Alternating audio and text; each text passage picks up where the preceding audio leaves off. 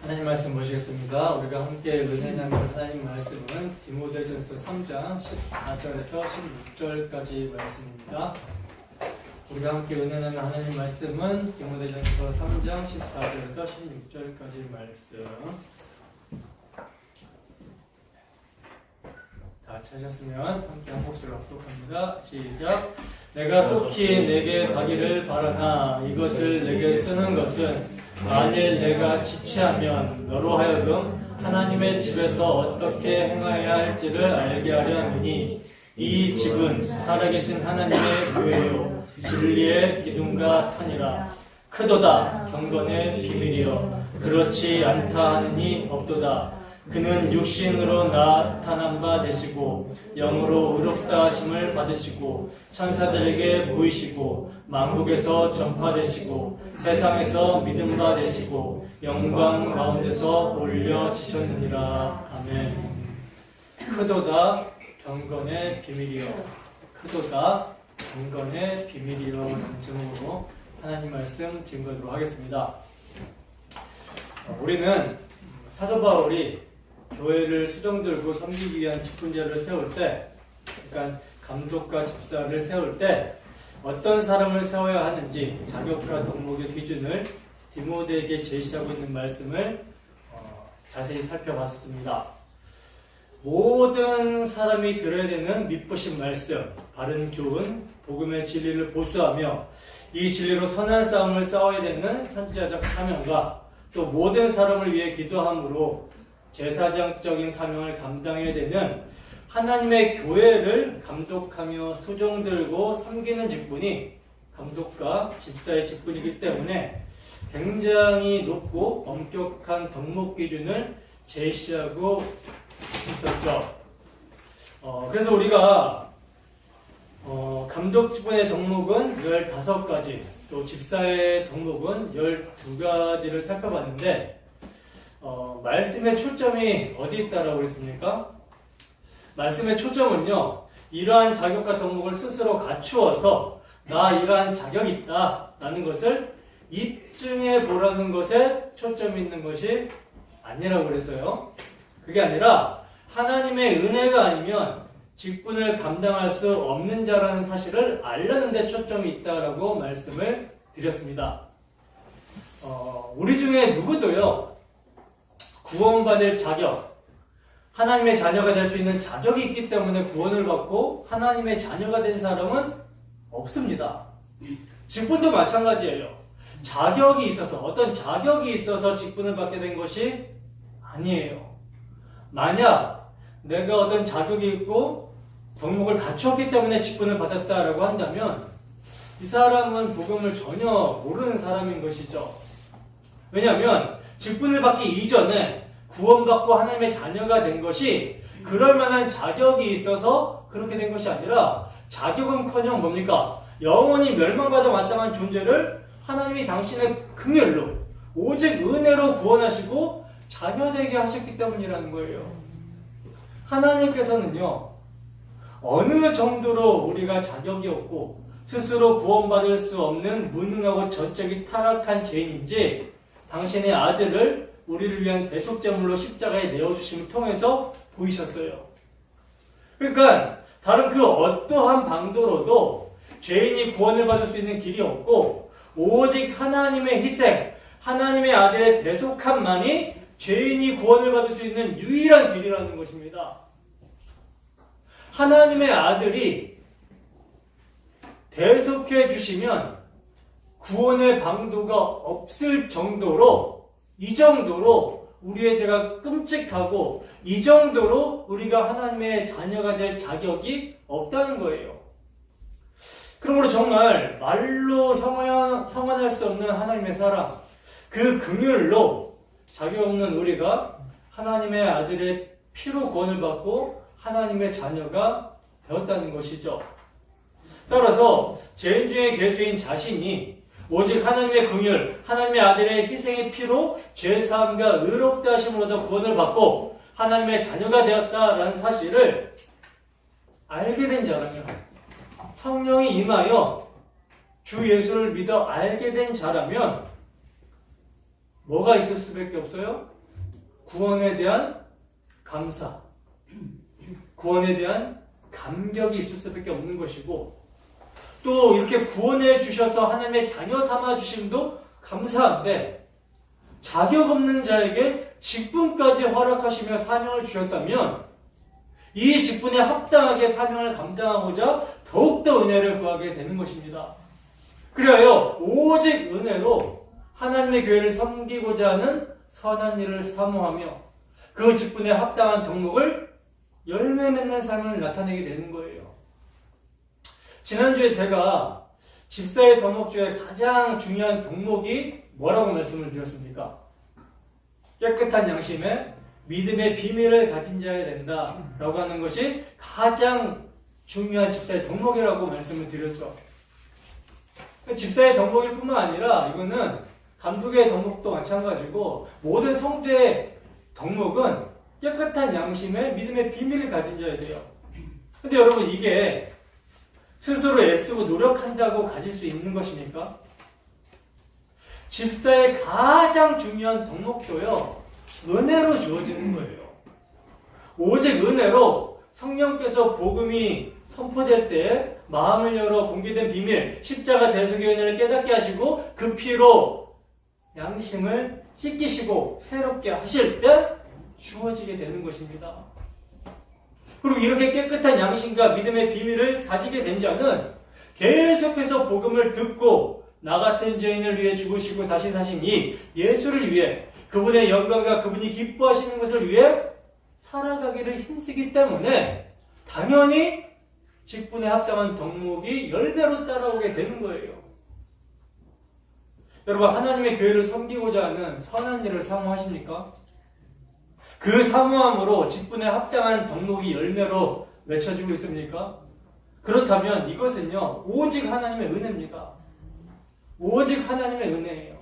나의 나된 것은 하나님의 은혜입니다. 그러므로 오늘도 복음의 말씀을 통해 역사하시는 주 성령의 역사가 우리 모두에게 충만하기를 소원합니다.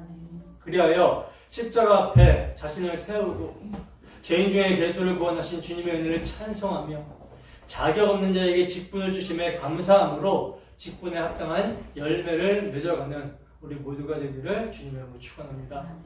본문 14절에서 15절 말씀입니다. 함께 했습니다. 시작. 내가 속히 내게 가기를 바라나 이것을 내게 쓰는 것은 만일 내가 지체하면 너로 하여금 하나님의 집에서 어떻게 행하여야 할지를 알게 하려 함이니 이 집은 살아계신 하나님의 교회요 진리의 기둥과 터니라. 아멘. 자, 보시면 바울 사도는요, 믿음 안에서 참 아들된 디모데에게 내가 속히 가기를 바란다, 내가 너에게 속히 가기를 바란다 라고 말씀하고 있어요. 근데 사도는 그렇게 디모데에게 속히 가기를 바란다 라고 하면서도 이것을 내게 쓰는 것은 이라고 말하면서 목회 서신을 기록하고 있는 기록 목적을 말씀합니다. 그 기록 목적이 뭐라고 말씀합니까? 하나님의 집에서 어떻게 행해야 할지를 알게 하기 위함이라고 그러죠. 여러분, 바울 사도는 4차 전도 여행을 하기 위해, 4차 선교 여행을 하기 위해 마게도냐로 가려고 할 때 에베소 교회에 거짓 교사가 침투하여 다른 교훈을 가르친다라고 하는 소식을 듣게 됐어요. 그래서 에베소 교회의 거짓 교사들이 다른 교훈을 가르치지 못하도록 하기 위해서, 그들의 입을 막기 위해서 디모데를 그곳에 머물게 합니다. 그리고 사도는 선교 여행이 마친 대로 에베소 교회로 돌아와서 디모데를 만나서 그의 목회를 도와주려 했던 거예요. 그런데 자신의 마음은 그렇게 속히 가서 디모데의 목회를 도와주고 싶지만 혹시나 늦어질 수가 있잖아요. 예정대로 가지 못하고 늦어질 수가 있잖아요. 이렇게 늦어질 수 있는 경우도 생각해서 하나님의 집에서 어떻게 행해야 될지를, 즉 중요한 목회 사항들을 우선적으로 전해주고자 편지를 쓴 것입니다. 그러니까 이를 통해서 목회란 잠시라도 지체해서는 안 되며 방심해서도 안 된다라는 것을 디모데와 우리에게 일깨워주고 있는 것이죠. 그리고 여기서 우리가 주목해야 되는 표현이 있는데 그게 뭐냐면 하나님의 집이라는 표현입니다. 하나님의 집. 교회를 하나님의 집이라고 말씀하고 있어요. 우리 성도님들은 이 말씀에 대해서 이제 정확하게 개념을 잡고 계시지만 사실 많은 사람들이 교회를 하나님의 집이라고 말씀하고 있는 것에 대해서 오해를 하고 있습니다. 교회를 하나님의 집이라고 하고 있다 보니까 교회다, 건물을 하나님의 집으로 오해를 해서 교회 건물을 성전이다 라고 생각하며 부르는 사람들이 많다는 거예요. 그리고 목사들도 교회 건물을 건축할 때 꼭 뭐라고 합니까? 성전을 건축한다 라고 하면서 교인들의 동기를 부여하는 경우가 있는데 이것은 잘못된 동기부여예요. 단어에는요 뜻과 개념이 들어가 있기 때문에 무엇이 성경적으로 바른 표현인지 바른 개념인지를 정확하게 표현해야 되는 거예요. 그렇지 않으면 건물을 우상화할 수 있는 그런 위험성이 생기게 됩니다. 그러므로 하나님의 집이 무엇인지 말씀을 통하여 다시 한번 확인하고 가도록 하겠습니다. 먼저 바울사도는 집이라는 말로서 하나님의 교회를 설명하고 있는데 이것은요 결코 시멘트와 벽돌로 연결된 건물을 이야기하고 있는 게 아니에요. 말씀하고 있는 것이 아닙니다. 고린도전서 3장 16절에서 17절 말씀입니다. 자, 함께 했습니다. 시작. 너희가 하나님의 성전인 것과 하나님의 성령이 너희 안에 계시는 것을 알지 못하느냐? 누구든지 하나님의 성전을 더럽히면 하나님이 그 사람을 멸하시리라. 하나님의 성전은 거룩하니 너희도 그러하니라. 아멘. 보세요. 사도는요, 누가? 너희가 하나님의 성전이다 라고 말씀하고 있죠. 너희가. 여기서 너희는 당연히 건물을 말하는 것이 아니라 성령이 임한 성도를 말씀하고 있는 것이죠. 그러므로 성도가 성전입니다. 이 한 말씀만 제대로 알고 있어도요, 누가 그럴듯하게 건물을 성전이라고 말한다고 해도 오해하거나 속지 않을 거예요. 고린도전서 6장 19절에서 20절 말씀입니다. 고린도전서 6장 19절에서 20절 함께 했습니다. 시작. 너희 몸은 너희가 하나님께로부터 받은 바 너희 가운데 계신 성령의 전인 줄을 알지 못하느냐? 너희는 너희 자신의 것이 아니라 값으로 산 것이 되었으니 그런즉 너희 몸으로 하나님께 영광을 돌리라. 아멘. 자, 여기서는 지금 너희 몸이 성전이라고 말씀하고 있죠.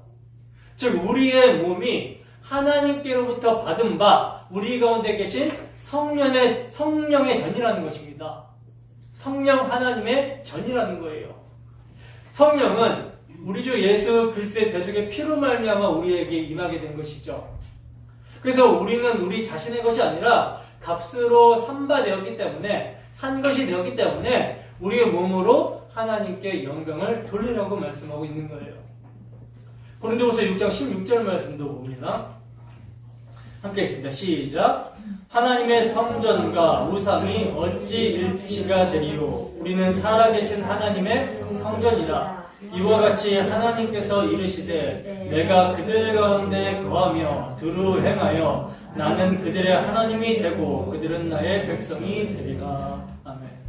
자, 보시면 여기서는요 바울 사도가 구약 성경 레위기 26장 12절 말씀과 출애굽기 29장 45절 말씀을 인용하여 성도가 하나님의 성전임을 말씀하고 있어요. 여러분, 하나님께서 어떻게 이스라엘 백성들 가운데 거할 수 있게 된 것입니까? 하나님의 아들을 상징하는 유월절 어린 양의 피로 그들을 구속하여 자기 백성 삼으셨기 때문이죠. 하나님은 그들 가운데 거하시기 위해서, 그들을 처소 삼으시기 위해서 그들을 구속하셨다라는 거예요. 사도는 이것을 인용하여 너희가 하나님의 성전이다라고 말씀합니다. 그러니까 우리 한 사람 한 사람이 하나님이 거하시는 처소, 성전이라는 거예요. 에베소서 2장 20절에서 22절 말씀입니다. 함께 했습니다. 시작. 너희는 사도들과 선지자들의 터 위에 세우심을 입은 자라. 그리스도 예수께서 친히 모퉁이 돌이 되셨느니라. 그의 안에서 건물마다 서로 연결하여 주 안에서 성전이 되어가고 너희도 성령 안에서 하나님이 거하실 처소가 되기 위하여 그리스도 예수 안에서 함께 지어져 가느니라. 아멘. 자, 여기서는 지금 사도가 건물을 비유하여 교회에 대하여 말씀하고 있는데 너희는 사도들과 선지자들의 터 위에 세우심을 입었고 그리스도 예수께서 친히 모퉁이 돌이 되었다라고 말씀합니다. 사도들과 선지자들의 터라는 것은 뭐예요? 당연히 건물터를 말씀하고 있는 것이 아니죠. 그러면 뭘 말하는 것입니까? 사도들과 선지자들이 증거한 예수 그리스도의 십자가 복음입니다. 그 터 위에 예수 그리스도께서 모퉁이돌, 기초돌이 되셨다라는 거예요. 그러니까 예수 그리스도의 십자가 복음의 핵심은 누구예요? 기초는 누구예요? 예수님이라는 것이죠. 그러므로 예수 그리스도 안에서 건물마다 서로 연결하여 성전이 되어가는 거예요. 즉 성도가 성령 안에서 하나님이 거하실 처소, 하나님의 집이 되기 위하여 예수 그리스도 안에서 함께 지어져 가는 것입니다. 그리고 이제 오늘 본문에서는 성전, 하나님의 집을, 이 집은 하나님의 교회요 진리의 기둥과 터라고 말씀을 하고 있어요. 자, 여러분, 진리란 뭐예요? 진리가 누굽니까? 진리란 나는 길이요 진리요 생명이라고 말씀하신 예수 그리스도와 그가 이루신 사역, 십자가, 복음이죠. 근데 하나님의 집, 하나님의 교회가 진리의 기둥과 터다라고 지금 사도가 말씀하고 있는 것은요, 바로 교회가 복음 진리를 전파하고 지탱하는 기관이라는 뜻인 거예요. 때문에 교회가 복음을 상실하게 되면 세상은 소망이 있다 없다? 소망이 없게 되는 것입니다. 그러니 교회에서 복음을 전하는 목사의 직분이 얼마나 엄중합니까? 또한 그 복음을 전하는 일에 전념하도록 하게 하기 위해서 봉사하고 섬기는 집사의 직분 또한 얼마나 중요하냐는 거예요. 그래서 자격 기준을 높게 정했던 거라는 것이죠. 그러므로 교회는요, 이들의 감독과 섬김 아래에서 진리의 복음에 견고하고 든든히 서가야 되는 것입니다. 여러분, 교회는 예수 그리스도의 인격과 사역에 대한 믿음을 고백하는 신앙 공동체입니다. 베드로처럼 주는 그리스도시요 살아계신 하나님의 아들이십니다 라고 신앙을 고백하는 자들이라는 거예요. 이 신앙 고백이 교회의 반석이 되죠. 왜? 왜냐하면 그 고백이 교회의 반석 되시는 예수 그리스도의 인격과 사역을 가리키는 말이기 때문입니다. 주, 그리스도, 하나님의 아들, 이게 넓은 의미로 하면 이것이 복음이에요. 베드로가 고백했던 이 고백이 복음입니다. 하나님의 아들이 우리의 그리스도, 메시아, 구원자가 되어주셨고 주가 되어주셨다는 거예요.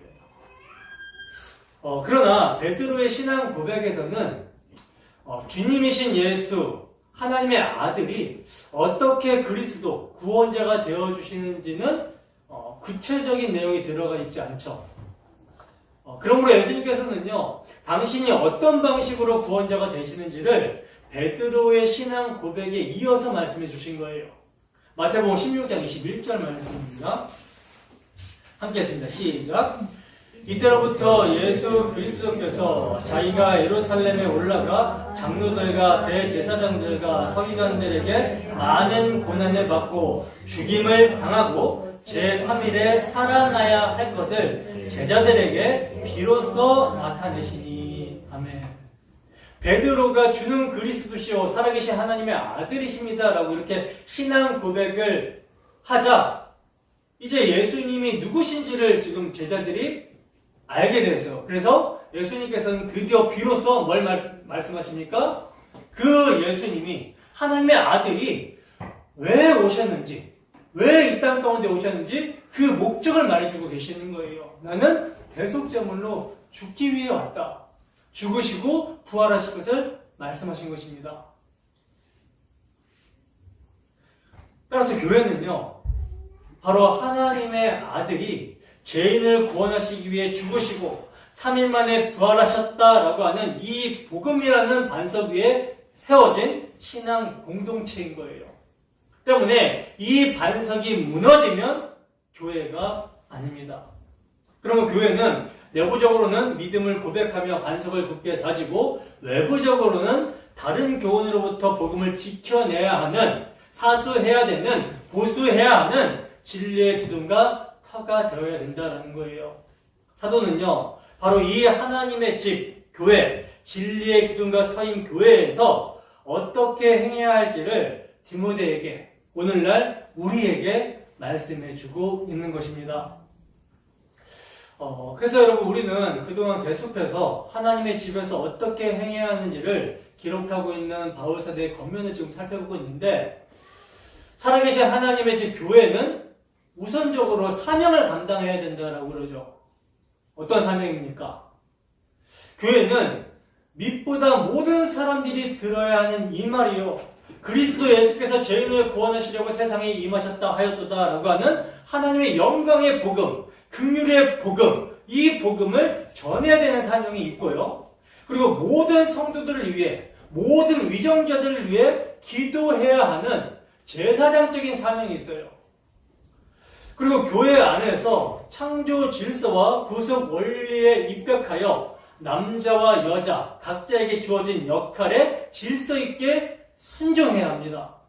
자, 그러면 왜 이러한 사명을 교회는 감당해야 하고 창조 원리와 구속 원리에 따른 역할에 질서 있게 순종해야 되는 것입니까? 바로 이것이 그리스도의 피가 적용이 된 경건의 모습이기 때문이에요.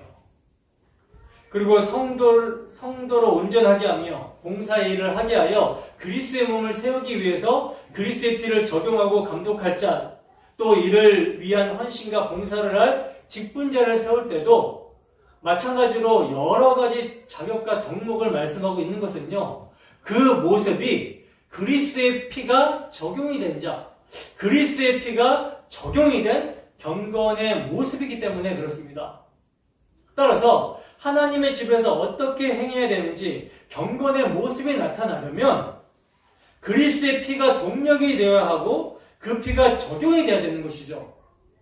그래서 진리의 기둥과 터, 살아계신 하나님의 교회에서 어떻게 행해야 되는지 경건의 동력이 되는 비밀을 바울사도는 말씀하고 있는 거예요. 본문 16절입니다. 함께 하십니다. 시작. 크도다 경건의 비밀이여 그렇지 않다 하는 이 없도다.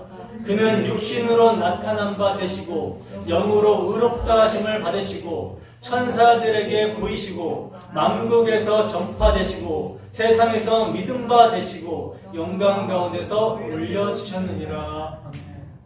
보세요.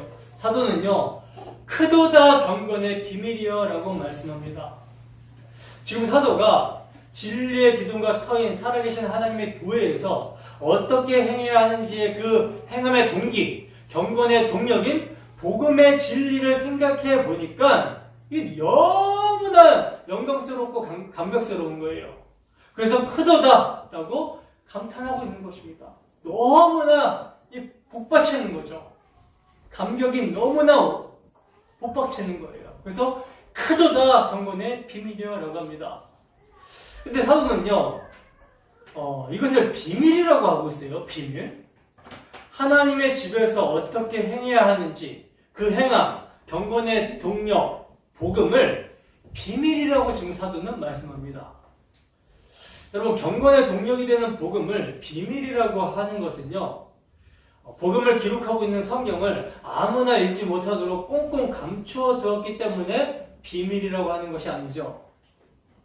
우리나라에서는요, 누구라도 성경을 구할 수 있고 사서 볼 수 있습니다.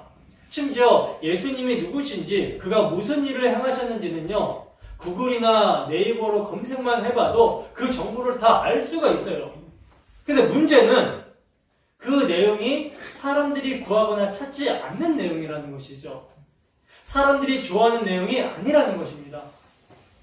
육적인 것이 아니라 영적인 것이기 때문에 아무리 성경을 통하여 밝히 드러나 있더라도 사람들이 원하는 내용이 아니기 때문에 비밀로 여겨지는 거예요. 그래서 복음은요, 드러난 비밀입니다. 드러난 비밀. 오직 하나님의 은혜를 입은 자만이 알도록 하시기 때문에 비밀인 거고요. 따라서 이 비밀을 알려면, 복음을 알려면 지혜와 계시의 영, 성령이 임하여야지만이, 그 영을 주셔야만이 알 수가 있는 거예요. 그러므로 경건의 비밀은 드러난 비밀, 예수 그리스도의 복음입니다. 따라서 예수 그리스도의 십자가 대속의 은혜를 모르는 자는요, 아들을 내어주신 하나님의 사랑에 압도가 되어 공경하고 경외하며 즐거이 헌신하여 하나님의 집 교회를 섬기는 참된 경건이 나올 수가 있다 없어요. 물론 경건의 모양은 만들어낼 수가 있겠죠. 그러나 경건의 능력은 나타나지 않습니다. 경건의 능력이란 뭡니까? 자기를 부인하는 거죠. 경건의 능력이란 자기를 부인하는 것인데, 경건의 모양은요, 자신의 겉모습, 행위를 통해 사람들에게 좋은 평판과 인기와 존경을 받으려고 하는 자아 섬김에서 나오는 속셈인 거예요. 그래서 결국 자기 자신을 자랑하고 자신과 같이 몸을 괴롭히지 않는 자들을 정죄하고 비방하고 판단합니다. 그러니까 자신과 같이 자신의 행위를 나타내지 않는 자들을 정죄하고 비방해요. 바울 사도는요, 골로새서 2장에서 이렇게 육체의 모양을 내려고 하는 자들은 자기 육체 따르는 것을 금하는 데는 조금도 유익이 없다고 말씀합니다. 그리고 이러한 육체의 모양을 내려는 사람들을 주의하고 그들이 너희를 비방하거나 정죄하지 못하도록 하라고 말씀을 하고 있어요. 디모데후서 3장 5절 말씀 보겠습니다. 디모데후서 3장 5절 읽겠습니다. 시작. 경건의 모양은 있으나 경건의 능력은 부인하니 이 같은 자들에게선 내가 돌아서라. 아멘. 보세요. 사도는요, 경건의 모양, 그러니까 겉으로 경건의 모습을 얼마든지 만들어낼 수 있다라고 그러죠. 그러나 그 마음에 하나님의 자기 계신 예수 그리스도가 감추어져 있어서 하나님보다 다른 것을 더 사랑하는 자신의 마음을 어떻게 자기가 만들어내는 경건의 모양으로 제어할 수가 있겠습니까? 그럴 수 없다라는 거예요. 그러므로 경건의 능력이란 주어져야 되는 것이죠. 만들어낼 수 있는 것이 아니라 주어져야 되는 거예요.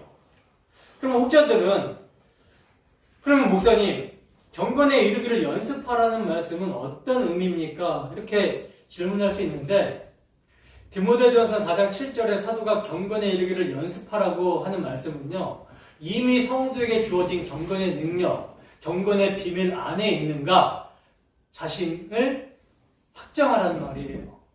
다시 말해서 내 자신이 예수 그리스도 안에 있는가를 점검해 보라는 말씀입니다. 이것이 경건에 이르기를 연습하라는 말씀이에요.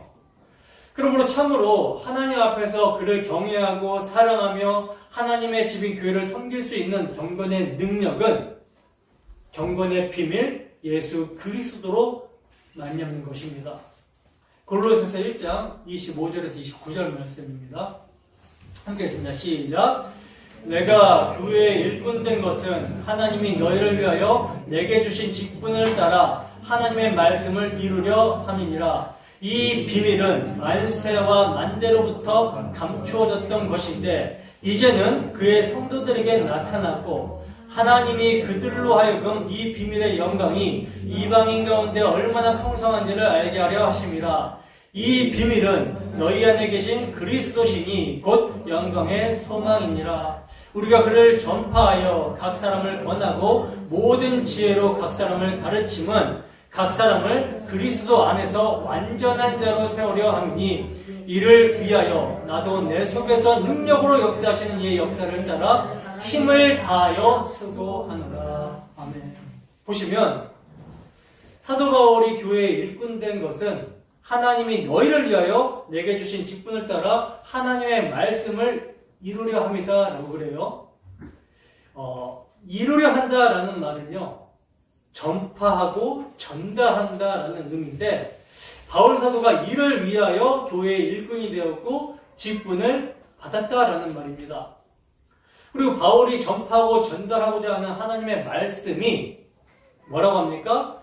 비밀이며 만세와 만대로부터 감추어졌던 것인데 이제는 그의 성도들에게 나타났다라는 거예요. 그들로 하여금 이 비밀의 영광이 이방인 가운데 얼마나 풍성한지를 알게 하시려고 나타났다라는 것입니다. 그 비밀이 무엇이라고 합니까? 이 비밀은 곧 너희 안에 계신 그리스도시니 영광의 소망이다라고 말씀합니다. 바로 바울 사도는요, 하나님의 말씀, 비밀이신 예수 그리스도의 복음을 전파하여 각 사람을 권하고 모든 지혜로 각 사람을 가르쳤다라는 거예요. 그 목적이 무엇이라고 합니까? 각 사람을 그리스도 안에서 완전한 자로 세우기 위해서라고 말씀하고 있죠. 그리고 이를 위해서 바울 사도 자신도 내 속에서 능력으로 역사하시는 이 역사를 따라 힘을 다하여 수고한다라고 말씀을 하고 있어요. 그러므로 여러분, 그리스도 안에서 완전한 자로 세우는 것, 하나님의 집에서 어떻게 행해야 하는지 교회를 섬기는 동력, 경건의 비밀은요, 영광의 소망, 예수 그리스도십니다. 따라서 예수 그리스도를 알고 믿는 자를 경건한 자라고 하는 것이며 그들이 자신 안에 능력으로 역사하신 이 역사를 따라 힘을 다하여 수고하는 것이 하나님의 교회를 섬기는 모습으로 나타나게 되는 거예요. 이게 뭐다? 경건입니다.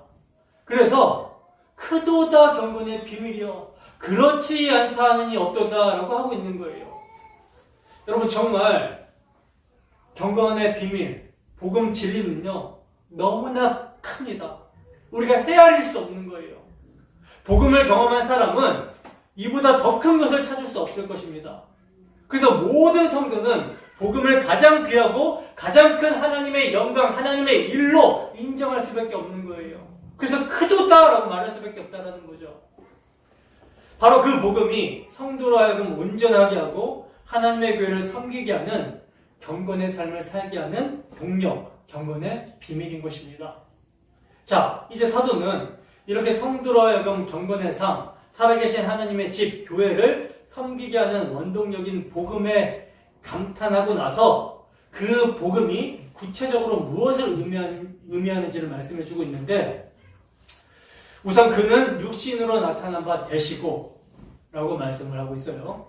그리고 둘째로 영으로 의롭다 하심을 받으시고 셋째로는 천사들에게 보이시고 만국에서 전파되시고 세상에서 믿음 받으시고 마지막으로 영광 가운데 울려지셨느니라 하고 말씀합니다. 그러니까 지금 사도는 경건의 비밀인 복음을 설명하고 있는데 이게 바로 기독교의 핵심 교리라는 거예요. 예수가 누구시며 무엇을 해주셨는가를 지금 가르쳐주고 있는 것입니다. 그러므로 이 복음을 잘 알고 믿는 자가 진리의 기둥과 터이며 그에게 경건의 능력이 나타나게 되는 거예요. 자, 그러면 사도가 말씀하고 있는 경건의 비밀, 우리 주 예수 그리스도의 복음을 구체적으로 좀 살펴보도록 하겠습니다. 우선 육신으로 나타난 바 되시고 라고 말씀하고 있는데 이것은 뭐예요? 그리스도의 성육신을 가리키는 표현이죠. 요한복음 1장 14절 말씀입니다. 함께 했습니다. 시작. 말씀이 육신이 되어 우리 가운데 거하심에 우리가 그의 영광을 보니 아버지의 독생자의 영광이요 은혜와 진리가 충만하더라. 아멘. 자, 보시면 요한사도는요 말씀이 육신이 되어 우리 가운데 거하셨다라고 말씀하고 있는데 우리와 같이 육신을 입은 말씀이 성육신 하신 말씀이 누구라고 증거하고 있죠? 누구라고 증거합니까? 아버지의 독생자, 즉 성자 하나님이시라고 말씀하고 있어요. 아들 하나님이시다 라고 말씀합니다. 그러면 하나님의 아들, 성자 하나님이 왜 성육신을 하셨는가? 성육신의 동인이 무엇인가? 하나님의 성육신 사건, 아들 하나님의 성육신 사건은 우리의 죄 때문에 발생하게 되었죠. 첫사람 아담이 범죄하자마자 하나님께서는 여자의 후손을 보내주셔서 뱀의 머리를 밟으시고 죄 가운데 있는 아담과 하와를 구원하여 주시겠다라고 언약을 주셨습니다. 따라서 구약 성경은요, 여자의 후손으로 당신의 아들을 보내주셔서 죄 아래에 있는 자들을 구원하여 주시겠다라고 약속하신 하나님께서 이 약속을 인간의 전적인 부패와 타락과 무능과 불가능함에도 불구하고 이루어 가시는 하나님의 열심이 기록되어 있는 거예요. 자, 그리고 이제 드디어 때가 찹니다. 때가 차서 하나님이 여자의 후손으로 당신의 아들 하나님을 보내주셨어요. 갈라디아서 4장 4절에서 5절 말씀입니다. 함께 했습니다. 시작. 때가 참에 하나님이 그 아들을 보내사 여자에게서 나게 하시고 율법 아래에 나게 하신 것은 율법 아래에 있는 자들을 속량하시고 우리로 아들의 명분을 얻게 하려 하십니다. 아멘. 자, 보시면 하나님께서 때가 참에 약속대로 당신의 아들을 여자의 후손으로 나게 하시죠. 그리고 율법 아래에 나게 하셨다라고 하는데 이것은요, 성육신의 동인을 말씀하고 있는 거예요. 자기 백성을 그들의 죄에서 구원하시기 위해 율법의 요구를 따라 정죄를 받아 죽을 수 있는, 그러니까 자기 백성을 대신하여 대속물로 대신 정죄를 받아 죽을 수 있는 사람으로 오셨다라는 의미인 것입니다. 이 말씀을 무지한 사람들은 예수님이 우리가 지키지 못하는 율법을 대신 지켜서 의를 획득하여 그것을 주시기 위해서 율법 아래 나셨다라고 주장을 하는데 결코 아닙니다. 예수님은 율법의 조문을 지키러 오신 분이 아니에요. 율법의 실체이신 분이 그림자를 받는다라는 게 말이 안 되잖아요. 그죠? 율법의 정죄를 받아. 그러니까 율법이 요구하는 하나님 사랑, 이웃 사랑을 하지 못하면 죄사스는 사망입니다. 그러니까 율법의 정죄를 받아 죽어야 되는 자기 백성을 대신하여 정죄받아 죽으시기 위한 대속제물로 사람이 되어 오신 거예요. 여러분, 하나님의 공의는요, 죄를 범한 본성이 죄값을 지불해야 합니다. 그러니까 인간이 죄를 범했기 때문에 인간이 죄값을 지불해야 되는 거예요.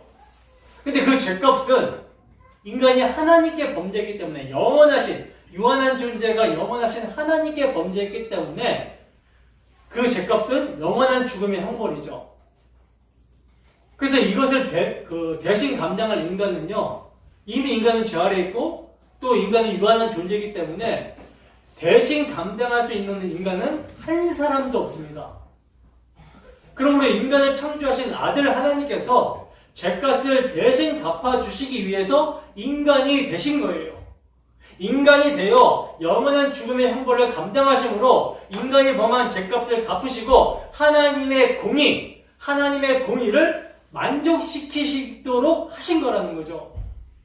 그래서 그렇게 속죄함을 받은 인간은 하나님과의 원래의 관계를 이제 회복하게 되는데 이것을 원상 회복이라고 하는 거예요.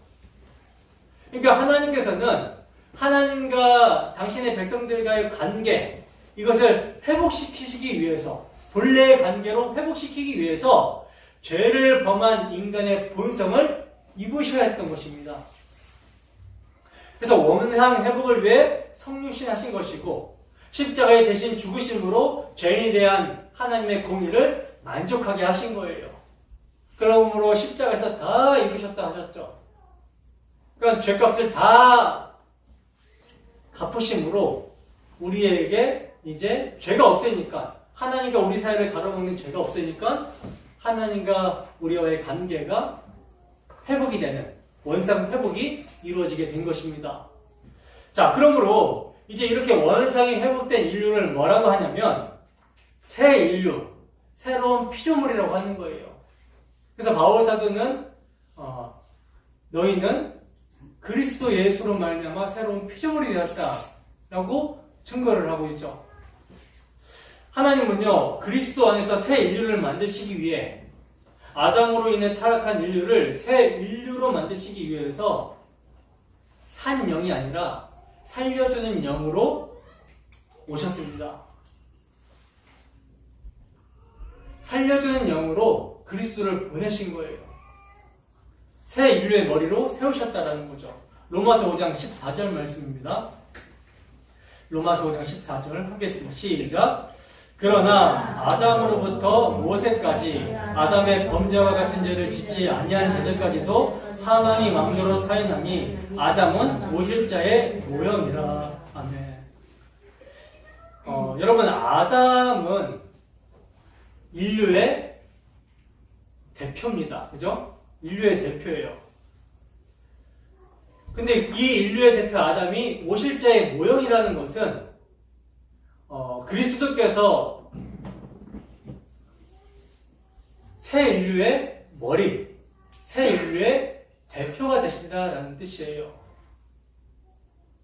아담이 구원자가 아닙니다. 결코 아담이 구원자라는 말이 아니라 아담은 범죄한 자들의 대표고, 그리스도가 아담의 모형이라는 것은 오실자의 모형이라, 아담이 오실자의 모형이라는 것은 그리스도는 새 인류의 대표, 구원자의 대표로 오시는 거예요.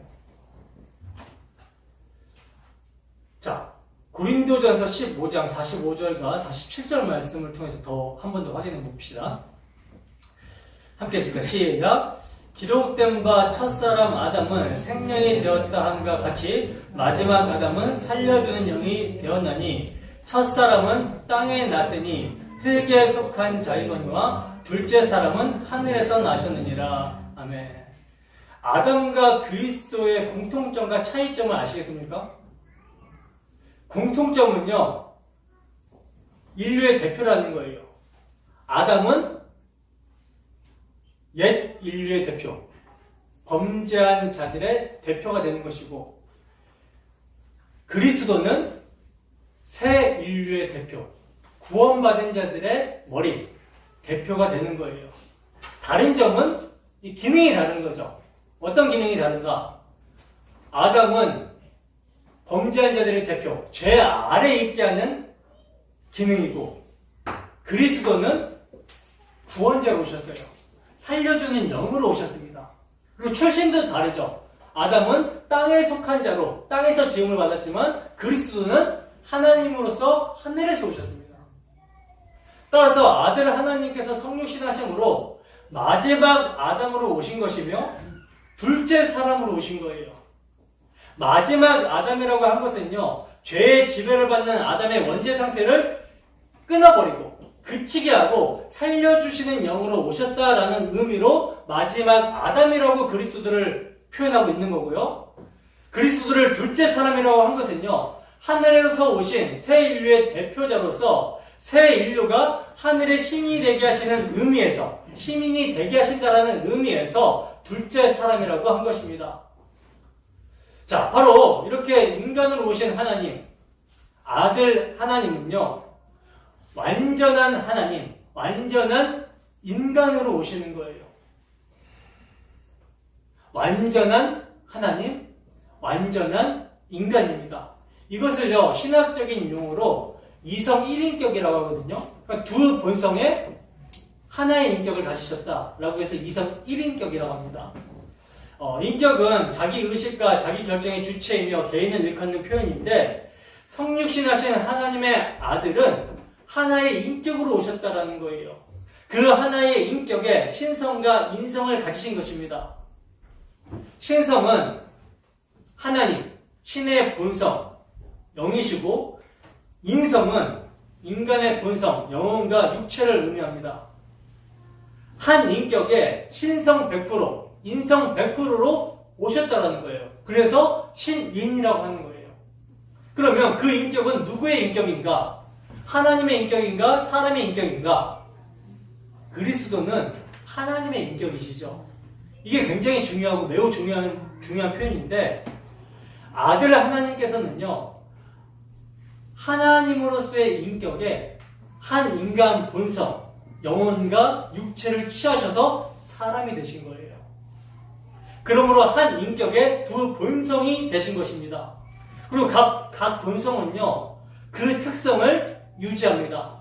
두 본성이 혼합 없이, 변화 없이, 분열 없이, 분리 없이 그리스도의 한 인격에 연합이 되었다라는 거예요. 신비죠, 신비. 이 두 본성은요, 영구히 연합된 존재로 존재하고요, 각각 특성을 유지합니다. 부활, 승천, 우편, 제의 후에도 영원히 그 상태를 유지하며 신인 인격으로 자기 백성과 함께 하시는 거예요. 그리고 예수님께서는 하나님이시기 때문에 인간의 육체를 취하실 때, 인간의 영혼과 육체를 취하실 때, 인간의 인성을 취하실 때 죄로 오염되지 않은 온전한 인성을 취하십니다. 선천적, 유전적 질병과 불구의 형태를 완전히 벗어나신 몸으로, 즉 이 땅에 오실 때 무음한 상태로, 내적, 외적으로 무음한 상태로 오셨다는 거예요. 그러나 그리스도의 몸도 늙고 병들어 죽을 몸, 즉 우리의 몸과 동일한 죄 있는 육신의 모양으로 오시죠. 왜일까요? 이게 참 은혜되는데, 그리스도께서는요, 우리의 모든 질고, 슬픔, 이런 것들을 친히 동정하시고 체휼하시기 위해서 죄 있는 육신의 모양으로 오신 것입니다. 그러니까 죄는 없으시지만 죄 있는 육신의 모양으로 오셨다는 거예요. 그리고 성육신은 동정녀의 태에서 성령으로 잉태되어 이루어졌다라고 성경은 증거하고 있죠. 순서는요, 성령께서 동정녀 마리아의 태에 한 인성, 영과 몸을 형성하셨고, 더 나아가 성령은 조성한 인성을 아들 하나님의 인격에 연합시키십니다. 때문에 그리스도는 여인의 몸을 통해서 오셨지만 사람의 방식대로 남자와 여자가 관계하는, 남자와 여자의 결합으로 인함이 아니라 성령으로 잉태되셨다는 거예요. 이것을 이삭 출생으로 예표를 하셨죠, 구약에. 인간의 가능성이 다 끝났을 때 성령의 능력으로 이미 닫혀버린 사라의 태가 열린 것처럼 그리스도의 출생이요, 잉태가 불가능한 동정녀의 태에서 성령의 능력으로 조성되고 탄생하게 될 것을 미리 예표하셨던 거예요. 그러므로 여러분, 예수님은 완전한 사람, 완전한 하나님으로 오신 것이며, 사람으로서는 죄책과 오염이 전달되지 않는 완전한 의인으로 출생을 하신 것입니다. 이해가 되십니까? 굉장히 중요한 표현이에요. 따라서 그 인성은 중생의 역사를 필요로 하지 않죠. 왜? 죄가 없으니까. 시작부터 죄가 없고 거룩하셨기 때문에 예수님은 중생의 역사가 필요치 않는다라는 거예요. 자, 그러면 왜 예수님은 이러한 완벽한 조건을 가지고 오신 것인가? 자기 백성을 그들의 죄에서 구원하시기 위해 자기의 백성을 구원하시는 완벽한 조건을 가지고 성육신 하신 거예요. 이게 성육신의 의미입니다.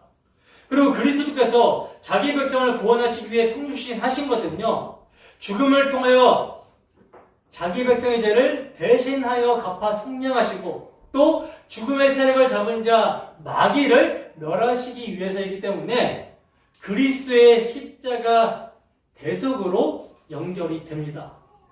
성육신은 그리스도의 십자가 대속으로 연결이 되는 거예요. 그래서 바울 사도는요, 그는 육신으로 나타난 바 되시고 라고 하면서 성육신을 말씀한 다음에 영으로 의롭다 하심을 받으시고 라고 말씀하고 있는데, 이 표현은요, 십자가의 대속의 죽음과 부활하심을 동시적으로 나타내는 표현이거든요. 세상이 그를 못 박아 죽였으나 다시 살아나심으로 그의 의로우심이 입증되었다는 뜻입니다. 여러분, 의는 관계적인 용어입니다. 관계적인 용어예요. 하나님께서 천지를 창조하실 때 다른 피조물들과는 달리 인간을 어떻게 창조하셨죠? 하나님의 형상대로 창조하셨죠. 하나님의 형상대로 인간이 창조가 되었다라는 것은요, 하나님과의 교제의 대상, 인격으로 창조가 되었다라는 거예요. 그리고 하나님께서는 그렇게 당신과의 교제의 대상으로 인격으로 창조한 자기 백성과 함께 하시기 위해서 그들과 언약을 세우십니다. 언약을 통해 하나님께서는 자기 백성과 교제하시겠다라는 거예요. 그 언약이 선악과를 두고 하신 언약이죠. 동산에 있는 모든 나무의 열매는 마음대로 먹어라. 그러나 동산 중앙에 있는 선악을 알게 하는 나무의 열매는 먹지 말아라. 먹으면 반드시 죽으리라. 그러니까 하나님께서는요, 선악과를 통해 피조물은 하나님을 사랑하며 섬기고 그분의 말씀에 순종하는 것이 뭐다? 선이고, 하나님을 사랑하며 섬기기를 거부하고 그분의 말씀을 불순종하는 것이 악이다라는 것을 자기 백성에게 언약으로 말씀을 해주신 거예요. 범죄하기 이전에 의로운 상태의 아담은요, 선악과를 볼 때마다 하나님이 베풀어 주신 은혜를 상기시키며 그분을 사랑하고 섬기며 그분의 말씀에 순종하여 선악을 알게 하는 나무의 열매를 먹지 않음으로써 하나님과 교제하는 영생을 누렸습니다. 영생을 살았어요. 그리고 계속 이렇게 살면 그것이 선이기 때문에 하나님과 교제하며 영원히 살게 되는 것입니다. 바로 이것이 하나님과의 관계성 속에서 하나님이 요구하시는 의예요. 하나님을 사랑하며 피조물의 본분으로서 하나님을 사랑하며 하나님을 섬기며 하나님을 기뻐하고 하나님을 즐거워하며 하나님이 선이라고 하는 것은 선으로 인정하고 하나님이 악이라고 하는 것은 악으로 인정하며 하나님과 교제하며 사는 것이 피조물의 본분입니다. 이 본분을 다할 때 의인 거예요. 의롭다. 의. 그러나 하나님의 은혜를 망각하고 하나님을 사랑하고 섬기는 것을 거부하여 왜 내가 하나님 말만 들어야 되냐? 나도 선악 판단의 주체가 되겠다라고 하면서 선악과를 먹어버리면 이것은 악이고 불순종이며 반역입니다. 때문에 하나님과의 관계성 속에서 하나님의 공의는 죄의 사신 사망이라는 심판을 요구하는 거예요. 먹으면 정령 죽으리라고 했는데 먹어버렸기 때문에 뭐가 요구돼요? 죄의 싹신 사망이라는 심판이 요구가 되는 거예요. 근데 불행하게도 인간은 뭘 선택했어요? 후자를 선택했죠. 그래서 아담에서 모든 인간이 하나님을 사랑하며 섬기는 것을 거부하고 하나님처럼 되고자 욕심을 품고 선악 판단의 주체가 되고자 선악과를 따먹음으로 반역합니다. 생명의 근원이신 하나님을 스스로 거부해버렸기 때문에 그리하여 하나님과의 교제가 단절이 되었기 때문에 더 이상 생명이 연장이 될 수 있어요? 없어요? 더 이상 생명이 연장이 될 수 없게 되어버렸죠. 피조물은 창조주 하나님과 연결이 되어 있을 때만 생명을 유지하며 안식과 기쁨을 누릴 수 있는데 그러나 이제 범죄함으로 하나님과의 관계는 단절이 되고 모든 생명력, 모든 복을 상실해버리게 된 거예요. 그래서 인류 앞에는요, 고통과 죽음, 그리고 그 이후에 받게 될 영원한 심판만 기다리게 된 것입니다. 비참함이죠. 근데 더 비참한 것은 뭔지 아십니까?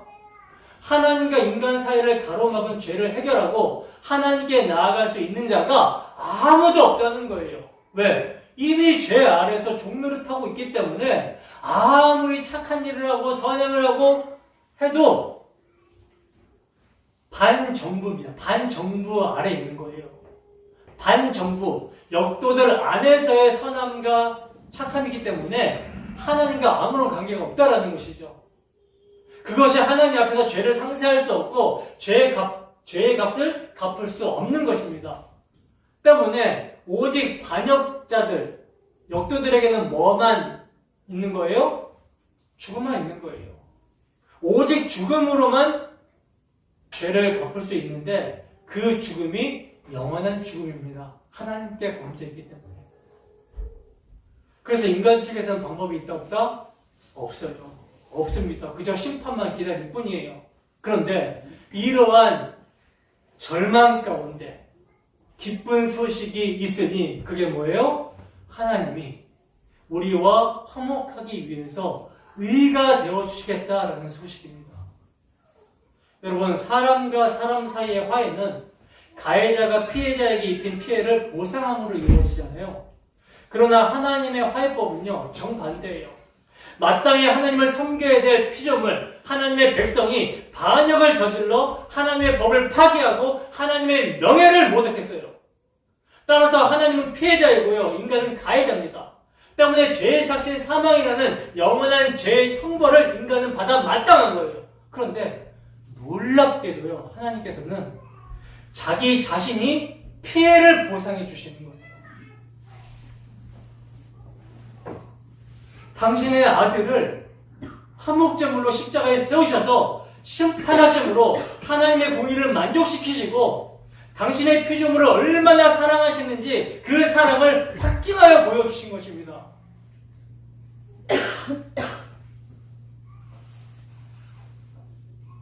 당신의 백성들의 죄값을 하나님 자신이 피조물이 되셔서 대리 속죄 대신 죽으심으로 사람과 당신 사이를 화목하게 화해시켰다는 거예요.